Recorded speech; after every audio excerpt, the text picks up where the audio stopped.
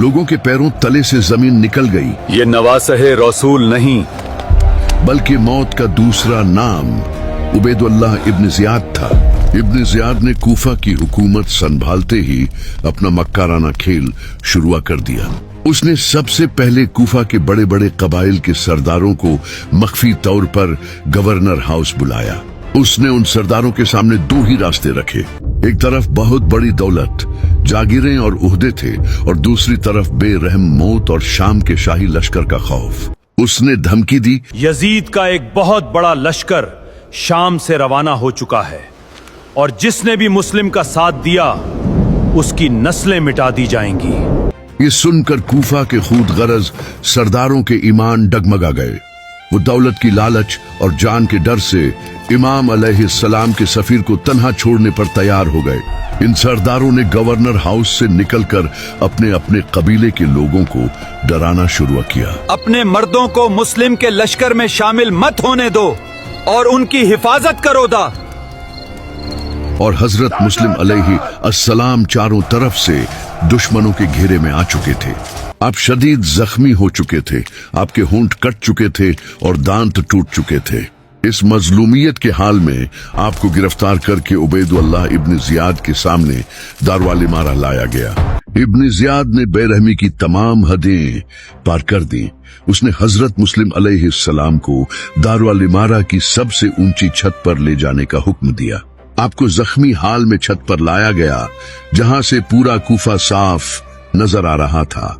आपने मक्का मुअज्जमा की तरफ रुख किया, जहां इमाम हुसैन अलैहिस्सलाम का मकदस काफिला रास्ते में था, और बड़े दर्द से पुकारा, अस्सलामु अलैका या अब्ना रसूलिल्लाह, ए अल्लाह के रसूल के बेटे, मेरा सलाम कबूल कीजिए।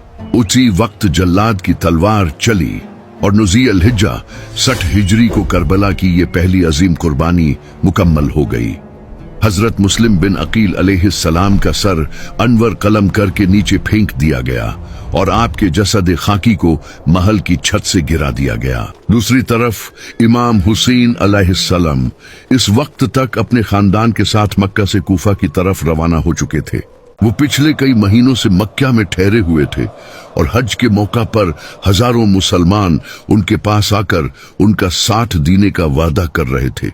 जब यजीद को इस बात की खबर हुई तो उसने अपने कुछ कातिलों को हाजियों के रूप में इहराम की हालत में भेजा, ताकि वो इमाम हुसैन अलैहिस्सलाम को शहीद कर दें।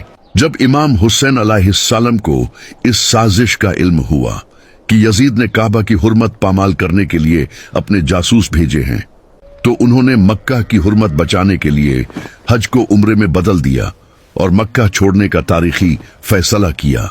मक्का से रवाना होने से पहले आपने एक बहुत अजीम खुतबा दिया और फरमाया, जो हमारा साथ देगा वो शहीद होगा, और जो पीछे रह जाएगा वो कभी भी उस अजीम कामयाबी को हासिल नहीं कर सकेगा। ये अल्फाज कहकर इमाम हुसैन अलैहिस्सलाम अपने काफिले के साथ कूफा की तरफ निकल पड़े, लेकिन उन्हें इस बात की खबर नहीं थी कि कूफा पर इब्न जियाद मुकम्मल कब्जा कर चुका है और कूफा वाले गद्दारी कर चुके हैं।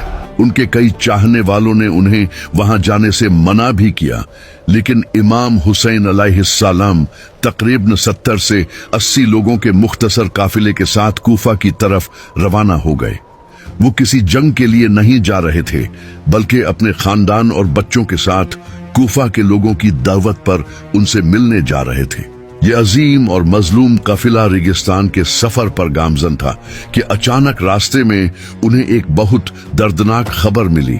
ये खबर मुस्लिम बिन अकील अलैहिस्सलाम की शहादत की थी।